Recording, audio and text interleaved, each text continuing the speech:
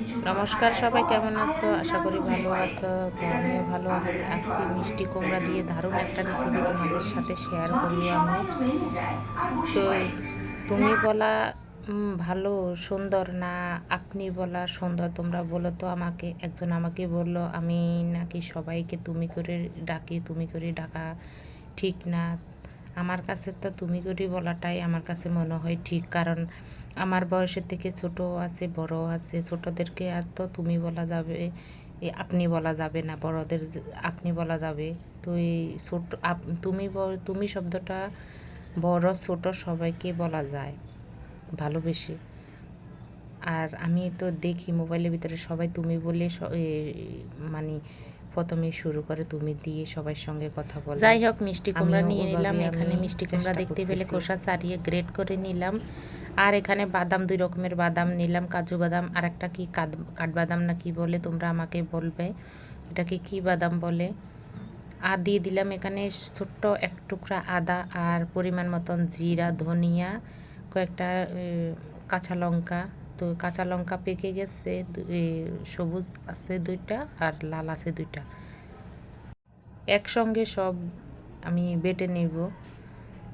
তো এভাবে নিরামিষ, যারা তোমরা কুমড়া পছন্দ করে না খেতে, এভাবে নিরামিষ একদিন বানিয়ে খেয়ে দেখবে, ভীষণ মজা। এখন সব কিছু আমি একসঙ্গে বেটে নিতেছি। তো যাদের বাটতে অসুবিধা হয় তারা কিন্তু ব্লেন্ডার করে নিতে পারো। এখানে খুবই অল্প একটু মশলা, সেজন্য আমি বেটে নিলাম আর ব্লেন্ডার আর করলাম না। তো বাটা হয়ে গেছে, এখন তুলে নেব। খুব মিশ করে আমি বাদাম বেটে নিলাম। তো যে মশলাটা আমি দিলাম এই মশলাটার স্বাদটা বাড়াবে কুমড়ার।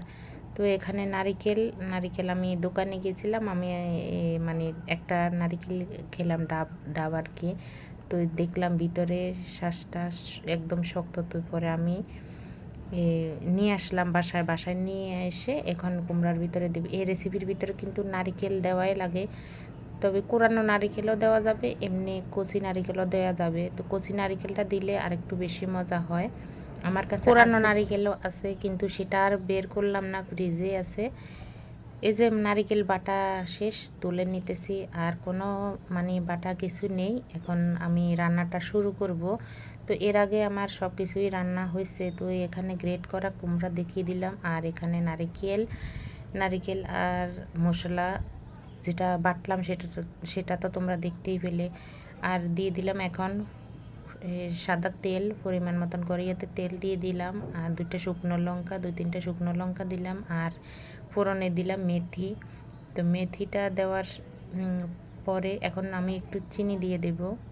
তো মেথি দেওয়ার পরে একটু কালো হয়ে গেছে, সমস্যা নেই। তো চিনি দিলাম, কারণ এই মিষ্টি কুমড়া চিনিটা দিলে কালারটা আরও সুন্দর হবে, খেতেও মজা হবে, যেহেতু এখানে বাদাম ব্যবহার করলাম। চিনি আমি এখনই দিলাম, চিনি আর পরে দেব না।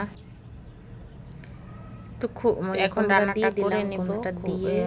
এখন ভাজা একদম মানে খুব ভালোভাবে মিক্স করে, এটার সঙ্গে কোনো আমি জল ব্যবহার করব না, একদম আঠালো আঠালো ভাব হবে, তখনই নারিকেলটা দেব। তো এখন কিন্তু আমি লবণ দিইনি, এখন লবণ দেবও না, একদম লাস্টে আমি লবণটা দেব। পরিমাণ বুঝে একদম কমে যাবে, সেজন্য এখন লবণটা দিলে পরিমাণটা বুঝবো না, হয় লবণটা বেশি হবে না কম হবে। তো যা যা এখানে আমি রান্না করলাম, এই যে আগে এগুলা রান্না করে নিলাম, কলা, সয়াবিন, ডাঁটা, এটা পুঁই শাকের ডাঁটা দিয়ে একটা ঝোল করলাম পাতলা করে। আর এখানে আছে ভেন্ডি, মিষ্টি কুমড়া, আলু। আর এখানে আছে পুঁই শাকের ডাঁটা, আলুটা সব কিছু দিয়ে একটা সবজি পাশের রুমে দিয়ে গেল। তো আজকে অনেক তরকারি হয়ে গেল। তো এখানে সামান্য পরিমাণ হলুদ দিয়ে দিলাম। এটা হলুদ না দিলেও চলে, তারপরে হলুদ ছাড়া খায় না তরকারি, সেজন্য সামান্য 1 চিমটি হলুদ দিয়ে দিলাম। তো এই যে আঠালো আঠালো ভাব চলে আসছে, এখন আমি নারিকেলটা দিয়ে দেব, মানে নারিকেলের মালাইটা দিয়ে দেব। তো নারিকেলের মালাইটা আমি সবটুকু দিয়ে দেব। নারিকেলের মালাই আমি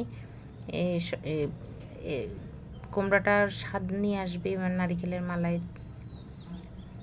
তো এখন মিশিয়ে তারপরে নামিয়ে নেব।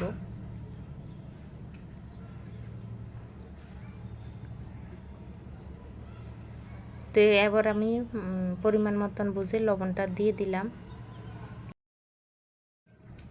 লবণটা এখনই দিলাম, আগে লবণটা দিইনি, তোমাদের তো বললামই যে লবণটা আগে দিইনি। এই যে দেখো একদমই কমে আসছে, একদম হালুয়ার মতন দেখতে হলো। এই মিষ্টি কুমড়া পরোটা, ভাত, যা মানে যেটা দিয়ে মন চায় ওইটা দিয়ে খেতে ভালো লাগবে। তো আজকে আমরা দুপুরে ভাত দিয়ে খাবো। তো আমার আজকে মিষ্টি কুমড়া নিরামিষ রেসিপিটা তোমাদের কাছে কেমন লাগলো অবশ্যই জানাবে। আমার ছোট্ট একটা ভিডিও তোমাদের কেমন লাগলো অবশ্যই জানাবে। ধন্যবাদ।